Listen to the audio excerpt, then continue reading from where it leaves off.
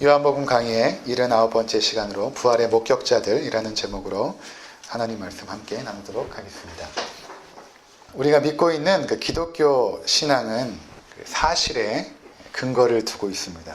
무슨 말인가 하면 기독교 신앙은 어떤 신비적인 것들을 믿으려고 노력하는 그런 종교가 아니라는 것입니다. 그래서 기독교 신앙은 맹목적이지도 않고 또 어떤 수행을 통해서 어떠한 그 경지에 이르고자 하는 것도 아닙니다. 깊게 묵상에 들어가고 수도원에 들어가서 뭔가 하나님과의 어떤 정신적인 일치 이런 것들을 추구하는 종교가 아니라는 것입니다. 또는 이 고난 가운데 있는 현실을 도피하여서 그것을 해결할 수 있는 그 어떠한 특별한 비결도 제공하지 않습니다. 기독교 신앙은 또는 기독교 영성은 철저하게 현실적이고 논리적이고 합리적입니다. 만약 그렇지 못하다면 우리의 신앙은 지금 잘못된 것입니다. 그래서 우리가 믿고 있는 바들이 사실 근거 위에 세워져 있기 때문에 그것들을 우리가 설명할 수 있죠. 논리적으로. 합리적으로 설득할 수 있습니다. 이 부분이 우리가 아직 확고하게 되지 않는다면 사실은 아직까지 우리의 신앙은 흔들리는 단계에 있다라고. 내가 믿고 있는 바에 대해서 당신은 기독교에서 무엇을 믿고 있습니까? 라고 물어볼 때 자신이 믿고 있는 바에 대해서 합리적으로 체계적으로 설명하지 못한다면 아직 내 믿음은 흔들리는 단계에 있다. 믿음이 없다라는 것이 아닙니다. 어떠한 환경 속에서 때로는 흔들릴 수 있다는 것입니다. 감정에 의해서는 주변에 믿지 않는 사람들의 압박에 의해서든 언제든 흔들릴 수 있습니다. 그래서 기독교는 전통적으로 어떠한 과정을 거쳤냐면 당신이 믿음이 있습니까? 그러면 고백해 보십시오. 이렇게 요구했던 것입니다. 그래서 우리가 세례를 줄 때 세례를 주는 그 사람들이 자신의 믿음을 고백하지 못한다면 세례를 베푸지 않았어요. 나는 믿습니다라고 할 때 무엇을 과연 믿고 있는 것입니까?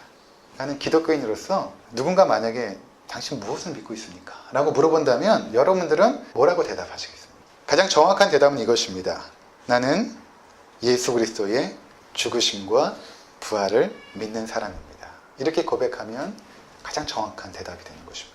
물론 그 믿음의 내용들을 사도신경에서 12가지의 교리로 아주 잘 요약해 놓았지만 그 가장 중심에 있는 것이 무엇인가 하면 가장 중심에 사도신경도 마찬가지로 가장 중심의 핵심적인 내용이 무엇인가 하면 예수 그리스도의 죽으심과 그분의 부활 사건입니다. 이것이 초대교회 성도들의 신앙으로 받아들인 것이 아니라는 것입니다. 부활하지 않은 사실을 그냥 신앙으로 우리가 받아들이자라고 한 것이 아니라는 것입니다. 그것이 아니라 정말로 역사적 사실 위에 이 신앙이 세워졌다는 것입니다. 그래서 그 당시에 초대교회 성도들은 그 예수의 부활을 목격한 자들, 그들을 통하여 그 이야기를 접하고 나서 함께 모이기 시작합니다. 언제 모였냐 하면 예수님의 부활한 그 아침에 모였습니다. 일요일이죠. 그 일요일 아침에 모여서 그날을 그들이 뭐라고 불렀냐면 주님께서 부활하신 날 이렇게 불렀던 것입니다. 주의 날이라고 부르기도 하고 오늘날은 우리가 줄여서 주일이라고 부르죠. 주님의 부활의 날. 아침에 모여서 그들이 부활하신 예수님을 기념하며 예배하기 시작한 것이 지금까지 전통적으로 남아있는 것입니다. 우리가 이 자리에 있다는 것은 그래서 어떤 고백인가 하면 나는 예수님이 죽으시고 부활한 것을 믿습니다. 라는 고백이 이 자리에 모인 사람들의 공통적인 고백인 것입니다. 그렇지 못하다면 우리는 이 자리에 있을 이유가 전혀 없는 것이죠. 단지 믿지 못한 사실을 신앙으로 받아들이는 차원이 아니라 예수님의 죽으심과 부활이 실제로 역사 가운데 일어난 것을 믿는다는 것을 의미하는 것입니다. 우리가 예수님께서 죽으시고 부활하신 것을 보진 않았죠. 2000년 전에 그 자리에 있지 않았습니다. 근데 우리가 어떻게 믿습니까? 그것을 직접 목격하고 증언한 사람들의 기록을 믿는 것이죠. 성경에서 그 부활의 증인들의 기록을 우리가 믿는 것입니다. 우리가 함께 나누고 있는 이 요한복음은 예수님의 죽으심과 부활을 목격한 요한이라는 사도의 기록인 것입니다. 그는 예수님을 가장 가까이에서 섬겼고 그의 죽으심도 바로 앞에서 보았고 부활도 가장 먼저 접한 사도였습니다. 물론 마리아가 먼저 접했지만 사도로서는 가장 먼저 목격했던 자가 요한입니다. 그래서 그의 기록이 굉장히 구체적이고 사실적입니다. 그래서 요한복음 20장 31절 우리 한번 읽어보면 오직 이것을 기록함은 너희로 예수께서 하나님의 아들 그리스도이심을 믿게 하려 함이요 또 너희로 믿고 그 이름을 힘입어 생명을 얻게 하려 함이니라. 그래서 요한이 이 글을 기록한 목적은 내가 예수 그리스도의 부활을 목격하였습니다. 그래서 내가 이것을 기록하고 있는데 그 이유는 2000년 전에 십자가에서 죽으신 그 예수가 하나님의 아들 메시아이고 그리스도이십니다. 그래서 여러분들도 그분을 믿어서 생명을 얻기를 원합니다. 라는 간절한 바람으로 이 글을 기록했다는 것입니다. 자, 그렇다면 그가 이제 증언하는 그 내용이 무엇인지 우리가 잘 살펴보도록 하겠습니다. 오늘 보면 요한이 예수님의 부활을 목격하여 기록하고 있죠. 그동안은 예수님의 죽으심에 대해서 요한이 기록하였죠. 그 기록의 핵심적인 내용은 무엇인가 하면 예수님이 십자가에 죽으신 것은 성경대로 죽으신 것입니다. 라는 것입니다. 성경대로 죽으신 것입니다. 성경대로 죽었다는 것은 구약 성경에서 수천 년 동안 증거한 그대로 예수님께서 죽으셨습니다. 그 이야기인 것입니다. 그리고 이제 오늘은 그분은 성경대로 또한 살아나셨습니다. 이것을 증거하는 것입니다. 예수님께서 이제 운명하셨죠. 십자가에서. 그러자 그 십자가에 달린 예수를 가져다가 장사 지낸 사람이 누구냐면 아리마대 사람 요셉이라는 사람입니다. 누가복음에 그의 기록이 있는데 누가복음 23장 50절과 51절에 보면 공회의원으로 선하고 의로운 요셉이라 하는 사람이 있으니 유대인의 동네에 아리마대 사람이요 하나님의 나라를 기다리다. 그리고 그 당시 공회의원이었던 국회의원 정도 되는 사람이죠. 그가 이제 예수의 시신을 가져갑니다. 그리고 또 한 사람이 등장하는데 그러니까 누구냐면 19장 40절에 보면 니고데모가 이제 등장하죠. 이 니고데모도 사내들인의 공회원이었던 것입니다. 당시에 굉장히 부를 가지고 있었고 또 유대인으로부터 존경받는 지도자였거든요. 이 두 사람이 예수님의 시신을 가져갑니다. 그래서 어떻게 하냐면 예수님의 시신에다가 이제 향품을 바르게 됩니다. 모략과 함께 향품을 바르는데 각 지방마다 그 장례법이 다르지 않습니까? 우리나라도 저는 이제 각 지방을 다 다니니까 장례 때문에 다릅니다. 충청도에 오니까 장지에 가가지고 시신을 안치하는데 관에서 시신을 꺼내더라고요. 북쪽 지방은 꺼내지 않아요. 관 그대로 넣게 되는데 이 충청도 지역은 그 관에서 시신을 꺼내서 묻게 되지 않습니까? 이 유대인들은 어떻게 이제 시신을 처리했냐면 오늘 보니까 이제 모략을 갖고 왔는데 100리트라 이렇게 말하는데 계산을 해보니까 30kg가 조금 안 되는 그 향품을 가지고 온 거예요. 그러니까 엄청 많이 갖고 온 거죠. 30kg가 안 되는 그 향품을 몸에다가 바릅니다. 이 시신의 부패와 썩은 내를 이제 방지하는 그 향료를 바르는 거죠. 나무에서 나는 그런 어떤 향이 나는 진액인데 그것을 바르고 세마포로 덜덜 말게 되죠. 발부터 해서 이 목까지 감습니다. 그리고 머리는 감싸지 않아요. 감싸지 않고 이 머리에는 오늘 성경에 보면 이제 수건이라고 나오는데 수건이라는 표현보다 머리를 싸는 또 특별한 천이 있습니다. 그 천으로 두르게 됩니다. 얼굴만 남겨두고 그렇게 한참을 싸가지고 돌무덤에다 이렇게 안치하게 돼요. 그 팔레스타인 지역은 혹시 성지순례 가신 분들 계신지 모르겠는데 요르단이라는 곳을 꼭 들리게 되거든요. 요르단에 보면 페트라라는 곳이 있습니다. 인디아나 존스에도 나왔던 거기가 이렇게 돌로 이루어진 그런 지형이잖아요. 근데 거기에 이제 사람들이 이제 굴을 파고 살았던 흔적들이 많이 나오는데 굉장히 돌이 잘 파지는 그런 지질로 되어 있어요. 습하지도 않고. 그래서 그곳을 파가지고 거기다가 시신을 안치하고 커다란 그 돌문으로 둥그런 돌문으로 거기를 막게 됩니다. 그렇게 이제 안치를 하게 되는 것이죠. 그래서 이 아리마대 사람 요셉과 니고데모가 예수님의 시신을 가져다가 그렇게 무덤에다가 안치하고 돌문으로 이제 닫게 됩니다. 그리고 나서 오늘 본문 20장 1절을 보니까 때가 언제냐면 안식 후 첫날입니다. 안식일은 금요일 해가 질 때부터 토요일 해가 질 때니까 안식 후 첫날이면 이제 일요일 아침에 한 여인이 그곳을 터벅터벅 오게 되죠. 아직 어두울 때라, 그러니까 아직 해가 뜨기 전에 컴컴할 때 막달라 마리아가 그곳을 걸어오고 있었습니다. 그러니까 예수님이 죽으시고 나서 얼마나 그 슬픔 가운데 젖어 있었겠습니까? 막달라 마리아는 귀신 들렸던 여자였는데 예수님께서 귀신을 내어 쫓으시고 그에게 구원을 베풀어 주셨죠. 그때부터 그녀가 예수님을 따르고 나중에는 예수님 발에 향유를 부고 머리털로 닦았던 그 여인이 이제 막달라 마리아거든요. 예수님 얼마나 사랑했던 여인이었는지 아마 3일 동안 내내 울었을 것입니다. 그리고 안식 후 첫날에 새벽에 무덤으로 터벅터벅 걸어왔습니다. 그녀가 왔던 이유는 무엇인가 하면 예수님께 향품을 바르기 위해서 온 것입니다. 근데 이제 다른 성경에 보면 그녀가 이렇게 올라오면서 걱정을 해요. 다른 여인도 함께 있었다고 기록이 되어 있는데 누가 우리를 위해서 돌문을 열어줄까? 군병들이 지키고 있었거든요. 근데 그녀들이 올라오면서 이 돌문은 장정 몇 명이서 밀어야지 열릴 수 있으니까 그러면서 이제 올라오고 있었어요. 근데 오늘 본문에는 막달라 마리아만 등장하죠. 근데 그가 와서 딱 보니까 돌문이 열려 있는 거예요. 깜짝 놀랐습니다. 그의 생각에 첫 번째 드는 생각은 무엇인가 하면 누군가 훔쳐갔구나. 누군가 예수님의 시신을 훔쳐갔구나 라고 생각하여서 그녀가 달리기 시작합니다.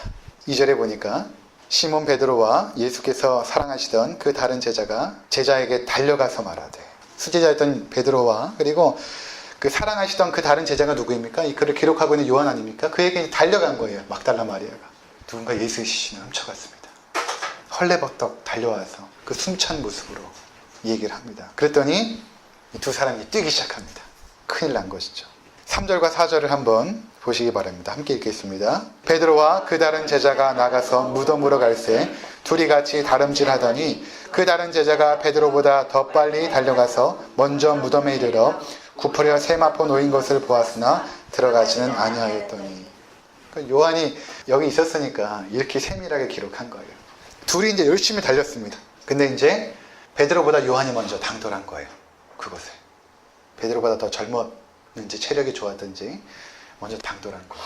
봤더니 문이 열려 있고, 그리고 이제 약간 멘붕 상태가 온 거죠. 도대체 이거 무슨 일인가. 그래서 들어가지 못하고 무덤으로 구부려가지고 이제 본 것입니다. 도대체 무덤 안에 무슨 일이 있는가. 이렇게 봤더니 거기 세마포가 이렇게 놓여져 있는 거예요. 그대로 놓여져 있는 거예요. 뒤늦게 도착한 베드로는 볼 것도 없죠. 그냥 들어갑니다. 베드로 성격이 그렇지 않습니까? 다혈질이고 물에도 막 뛰어들어가고 이런 성격 아닙니까? 무덤으로 그냥 들어갔습니다. 들어갔더니 베드로가 무엇을 보았는가? 세마포도 놓여져 있었고 다른 한쪽에 예수님의 이 머리를 수다리온이라고 하는 그 천이 그곳에 그대로 놓여져 있는 거예요. 이게 지금 우리나라 성경에는 잘 표현되어 있지 않지만 원어적인 성경에 보면 이런 표현입니다. 세마포가 한쪽에 그대로 놓여져 있었고 머리 수건도 가시런히 정갈하게 그곳에 놓여져 있었습니다. 자, 여러분 지금 세 명의 목격자가 등장하죠. 첫 번째 목격자 마리아가 본 것이 무엇입니까? 돌문이 열려져 있었습니다. 두 번째 목격자 요한이 본 것이 무엇입니까? 세마포가 가시런히 놓여져 있는 거예요. 세 번째 목격자 베드로는 세마포와 함께 수건이 정갈하게 놓여져 있는 것을 목격하였습니다. 이것은 무엇을 말하는가 하면 예수님의 시신을 누군가 훔쳐간 것이 아니라는 것입니다. 누가 여러분 시신을 훔쳐가는데 세마포를 다 벗겨가지고 가지런히 놓고 수건을 벗겨서 정갈하게 놓고 그것을 훔쳐갑니까? 훔쳐가려면 그대로 들고 가죠. 있을 수가 없는 것입니다. 그리고 돌문이 열린 것도 군병들이 지키고 있었는데 여긴 등장하지 않지만 잠깐 동안에 지진이 일어납니다. 그 지진 때문에 돌문이 열려요. 그리고 시신이 없어진 것입니다. 그래서 나중에 이 군인들이 대제사장에게 달려가요. 시신이 없어졌습니다. 그러니까 대제사장이 이들에게 돈을 많이 주면서 이 일을 발설하지 말고 누군가 시신을 훔쳐갔다라고 너희들이 이야기해야 된다라고 신신당부하는 장면이 마태복음에 기록이 되어 있거든요. 그러니까 누가 훔쳐간 게 아니라는 것입니다. 그럼 여러분 이것은 무엇을 말하는 것입니까? 예수님께서 부활하신 것입니다. 법적으로 어떤 일의 그 사실 여부를 가릴 때에 물적 증거와 정황 증거를 채택을 하지 않습니까? 여기 정확한 물적 증거 3개가 있는 것입니다. 열려진 돌문, 세마포, 그리고 수건, 빈 무덤. 이것이 바로 예수님의 부활에 대한 물적 증거인 것입니다. 만약에 예수님께서 부활하지 않으셨다면 이 모든 것은 설명될 수가 없는 것입니다. 그러니까 예수님께서 지금 이렇게 해놓으신 이유가 있어요. 돌문이 이렇게 열려져 있고 세마포가 있지 않습니까? 이것을 마리아와 요한과 베드로가 봤을 때 그들이 먼저 생각할 수 있었던 것은, 물론 여기서 생각하지 못합니다. 나중에 예수님을 만나고 예수님의 부활을 인정하게 되는데, 예수님이 이렇게 하셨던 것은 나사로의 부활 사건을 생각할 수 있도록 하신 거예요. 돌문이 열린 것이나 세마포가 놓여진 것이나. 예수님께서 나사로를 살리실 때 사람들로 하여금 돌문을 열게 하셨고, 세마포에 묶여있는 나사로를 향하여 나사로에 나오너라, 그리고 풀어놓아 다니게 하라, 그렇게 세마포를 풀지 않았습니까? 그렇게 나사로의 부활 사건을 생각하여서 예수님께서 부활하셨구나 라는 것을 깨닫도록 하시기 위해서 예수님께서 이렇게 해놓으신 것입니다. 장치들을. 근데 이들이 깨닫지 못해요. 성경에 보니까 깨닫지 못합니다. 그리고 둘이 그냥 집으로 돌아가요. 도대체 이게 어떻게 된 일일까? 예수님께서 부활하신 것입니다. 어떤 이들은 예수님께서 십자가에서 잠깐 동안 기절하셨다가 다시 깨어났다고 주장하며 부활을 부인하는 자들이 있습니다. 우리가 아는 것처럼 예수님의 죽음을 군인들이 확인하였고 다리를 꺾지 않았죠. 그리고 창으로 옆구리를 찔렀습니다. 그런 상태로 인간이 3일을 버틴다는 것은 말이 되지 않죠. 그리고 깨어난다는 것은. 또 어떤 사람들은 누군가 시신을 훔쳐간 것이라고 주장을 합니다. 그러나 그 당시에 대제사장과 바리새인들이 빌라도에게 와서 요청을 해요. 저 예수라는 자가 살아있을 때에 자기가 3일 만에 부활한다라고 주장했기 때문에 혹시나 제자들이 시신을 훔쳐갈 수 있으니 군병들을 파견하여서 철저하게 지키도록 하십시오 라고 하니까 빌라도가 군병을 파견합니다. 마태복음 27장 63절에서 66절에 그러한 기록이 있습니다. 그 당시에 파견된 군인들이 그렇게 군기가 허술한 사람들이 아니에요. 로마의 군병들은 군기가 굉장히 셌던, 역사적 기록에 보면 약 16명의 군인들이 파견이 됐을 것이다 이렇게 말하고 있거든요. 돌문 주변으로 군인들이 지키고 있었던 것이죠. 그러니까 훔쳐간다라는 것은 말이 안 되는 것입니다. 그리고 나서 아마도 빌라도를 비롯하여 유대 지도자들이 예수님의 시신을 찾으려고 혈안이 되었을 것입니다. 그들은 비밀리에 예수 시신 찾기에 돌입했을 것입니다. 그 작전을 벌이지 않았겠습니까? 왜냐하면 이게 없어졌다라고 한다면 큰일 나는 거예요. 그럼에도 불구하고 아직까지 그 누구도 예수의 시신을 발견하지 못했을 것입니다. 만약에 예수의 시신을 찾았다면 무덤이 어딘가 있겠죠. 예수님께서 부활하신 것입니다. 성도 여러분, 예수님의 부활은 이렇게 역사적인 사실이에요. 실제로 역사 가운데 일어난 것입니다. 만약에 부활하지 않았다면 어떻게 예수님을 닭 울기 전에 3번씩이나 부인했던 그 베드로와 같은 사람이 예수님의 부활을 증거하면서 다닙니다. 어느 순간부터. 결국 그는 십자가에 거꾸로 매달려 죽게 되죠. 그 죽음의 위협 앞에서도 굴하지 않고 예수님의 부활을 증거합니다.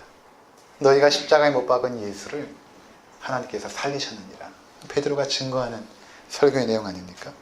바울과 같은 사람들은, 바울은 굉장히 유대교에 심취했고 가말리아 문화의 그 제자로서 굉장히 그 석학이었던, 그 당시에 똑똑하고 유능했던 젊은이였죠. 그리고 열정도 있었습니다. 그래서 그가 구약에 능통했기 때문에 그의 생각으로 십자가에서 처참하게 죽은 예수를 믿는다는 것은 하나님을 모독하는 것이라고 생각했습니다. 그래서 그의 열정이 어떠했냐면 그 예수를 믿는 자들을 붙잡아다가 고문시키고 죽이는 일을 했던 사람이 바울이었어요. 근데 그가 그렇게 예수를 증거하고 믿는 자들을 잡아다가 고문하고 죽이려고 말을 타고 가고 있었습니다. 근데 다메섹 도상에서 부활의 예수님께서 나타나세요. 빛 가운데. 부활의 주님을 만납니다. 어찌하여 네가 나를 핍박하느냐. 그리고 예수를 핍박했던 그 사울이라는 청년이 이름을 바울로 바꾸고 나서 예수님의 부활을 증거하는 삶을 살기 시작해요. 여러분, 이러한 변화를 우리가 어떻게 설명하겠습니까? 예수의 죽음 이후에 다 흩어져서 숨어 있었던 사람들이 어느 순간부터 나오기 시작합니다. 그리고 그들이 공적으로 주일 아침에, 예수님이 부활한 아침에 모여서 찬양하고 예배하기 시작해요. 그들이 붙잡혀가고 로마의 원형 경기장에 사자밥이 되기도 하고 로마 시내를 밝히는 불쏘시개가 되어서 화형을 당하는 그러한 일들이 있었지만 그들이 예배하는 일을 멈추지 않습니다. 계속해서 예수님의 죽으심과 부활을 기념하고 증거하고 예배하기 시작합니다. 여러분, 이것을 우리가 어떻게 설명할 수 있겠습니까? 이것은 예수님께서 역사적으로 실제로 부활했다는 것을 증거하는 것입니다.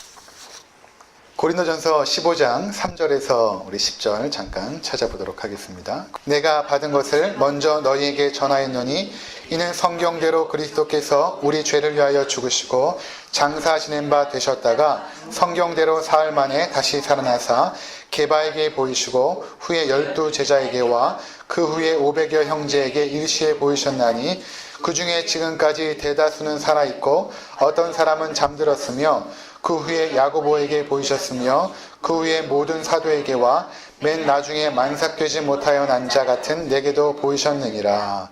자, 지금 고린도 교회에게 바울이 예수님의 부활을 증거하면서 이렇게 말하죠. 3절에 내가 받은 것을 먼저 너희에게 전하였노니, 복음을 말하거든요. 내가 예수님께 복음을 받았는데 이것을 내가 너희에게 전하겠는데, 그 복음의 핵심이 무엇인가? 그것은 성경대로 그리스도께서 우리 죄를 위하여 죽으시고 성경대로 죽으셨고, 또 4절에 장사 지낸 바 되었다가 성경대로 사흘 만에 살아나셨다. 이것이 복음의 핵심이라는 것입니다. 그 살아난 예수님을 게바가 먼저 받고, 베드로거든요. 그리고 12제자가 받고, 6절에 500의 형제가 일시에 보았다. 그 중에 지금까지 대다수는 살아있다. 무슨 말입니까? 부활을 못 믿겠으면 그 500의 형제 중에 대다수가 살아있고 몇 명이 잠들었는데 그들에게 가서 니네가 한번 물어봐라. 그들이 목격자이니까 만약에 믿지 못하겠으면 가서 물어봐라. 예수님의 부활을 목격한 자가 500여 명이나 여전히 살아있다. 이렇게 말하고 있는 것입니다. 가을이 되어가지고 계룡산을 봐도 단풍이 참 아름답지 않습니까? 한때 푸르렀던 나뭇잎들이 자연의 질서 속에서 이제 앙상한 나뭇잎만을 남기고 있습니다.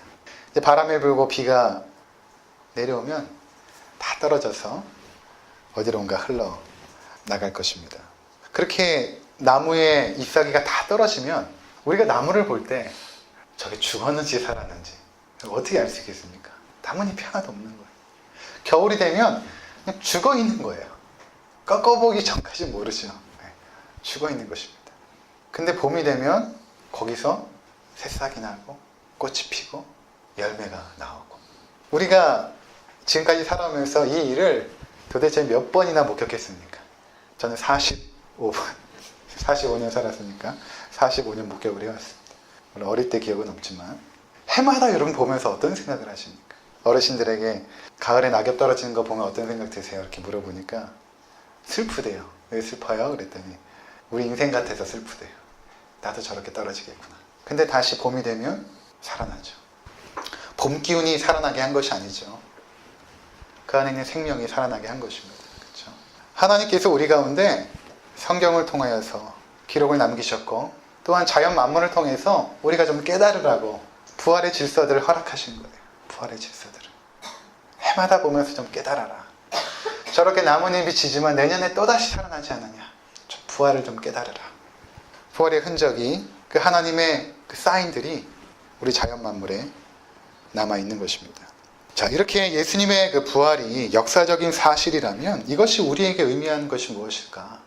두 가지만 살피고 마치도록 하겠습니다. 그것은 첫 번째로, 부활의 예수님은 우리가 예배하고 순종하고 사랑해야 할 하나님이시라는 것입니다. 만약 예수님께서 죽음으로 인생이 끝나고 부활하지 않았다면 예수님은 그냥 비참하게 십자가형으로 죽은 한 젊은이, 좋은 사람이었던 한 젊은이가 그렇게 죽은 것에 불과한 것입니다. 그래서 우리가 그 죽은 예수를 기념할 이유는 하나도 없죠. 그러나 예수님이 부활했다는 것은 예수님이 하나님의 아들이심을 확증하는 것입니다. 그분께서 말씀하셨던 모든 것이 진리였음을 확증하는 것입니다. 그래서 요한복음을 기록한 이 요한은 예수님을 굉장히 살갑게 대했던 사람이에요. 최후의 만찬석에서도 예수님 곁에 이렇게 팔을 베고 누워 있었던 그런 요한 아닙니까? 자, 그런데 그가 이제 반모섬에 유배되어 있을 때에 그 부활의 예수님을 만납니다. 부활의 예수님을 다시 만나게 되고 예수님으로부터 앞으로 될 일들을, 그 계시들을 받게 되는데, 그때 이렇게 표현하고 있어요. 요한계시록 1장 17절입니다. 내가 볼 때에 그의 발 앞에 엎드려져 죽은 자 같이 되매 그가 오른손을 내게 얹어 이르시되 두려워하지 말라 나는 처음이요 마지막이니 곧 살아있는 자라 내가 전에 죽었었노라. 이렇게 말합니다. 자, 부활의 예수님을 이제 요한이 보게 되는데 엎드려져 죽은 자 같이 됩니다. 그 부활의 예수님의 영광 앞에서 죽은 자처럼 됩니다. 이전에는 그렇지 않았거든. 우리가 경배해야 될 하나님이라는 것입니다. 감히 얼굴을 들어 그분의 낯빛을 볼 수 없을 정도로 찬란한 영광 가운데 계신 분이 누군가? 부활하신 예수 그리스도. 우리가 경배하고 찬양하고 우리의 생명을 바치기에 합당한 분이라는 것입니다. 두 번째, 이 부활이 우리에게 의미하는 것 중에 하나가 무엇인가 하면 우리도 예수님처럼 부활할 것입니다. 우리가 가지고 있는 이 몸이라는 것은 시간이 지나면 병들고 없어지죠. 다 썩어집니다. 아무리 의술이 발전한다고 하여도 죽음을 막을 길은 없습니다. 우리는 언젠가 다 죽음을 맞이합니다. 근데 여러분, 우리 영혼도 틀려요. 우리 영혼은 쇠하지 않거든요. 아무리 노년의 나이라고 할지라도 어떤 어르신을 만나면 그 영혼이 굉장히 맑고 투명하고 깨끗한 분들이 있어요. 그 육신은 노쇠한데. 그러니까 우리가 가지고 있는 이 몸이라는 것, 이 세상에서 살아갈 때 이 몸이라는 것은 다 썩어짐의 종로로 타는 죄의 결과물들이죠. 그래서 우리가 그냥 죽지 않고 몸이 썩어져 병들어 죽게 되죠. 그 과정 가운데 있습니다. 그런데 우리가 마지막 죽음의 순간 어떻게 되냐면 우리의 몸은 썩어지는 이 땅으로 묻히든가 아니면 화장되어서 뿌려지게 되지만 우리의 영혼은 하나님 나라에 가거든요. 그런데 예수님께서 재림하시는 날, 성경의 모든 예언들이 다 임했습니다. 그렇죠? 예수님의 죽으심과 부활하심으로 말미암아 성경의 모든 예언들이 다 임했는데 아직 하나 이루어지지 않은 그 예언이 있어요. 그게 뭐냐면 예수님의 재림이거든요. 이루어질 거예요. 다 이루어졌기 때문에. 예수님께서 이제 재림하실 때 어떤 일이 일어나냐면 우리의 그 영혼이 부활의 육신을 입게 됩니다. 이 부활의 육신은 어떤 육신이냐면 예수님의 부활의 육신과 같은 그 몸을 입게 됩니다. 예수님께서 부활의 육신으로 식사도 하시고 그의 제자들과 함께 대화도 하시고 말씀도 하시고 그랬거든요. 근데 예수님께서 부활하셨을 때 제자들이 알아보지 못해요. 이 마리아도 다른 복음서에 보면 막달라 마리아 뒤에 예수님께서 있었는데 알아보지 못합니다. 그냥 동산직인 줄 알아요. 예수님 음성을 듣고 알아보죠, 나중에. 엠마오로 갔던 그 제자들도 예수님의 그 부활에 대한 이야기를 쭉 하는데 예수님께서 함께 동행할 때 알아보지 못해요. 근데 그들이 나중에 예수님과 함께 떡을 떼면서 하나님 나라의 복음을 구약에서부터 모세오경과 선지자의 글을 예수님께서 쭉 이야기하실 때 그들이 예수님을 알아보게 되거든요.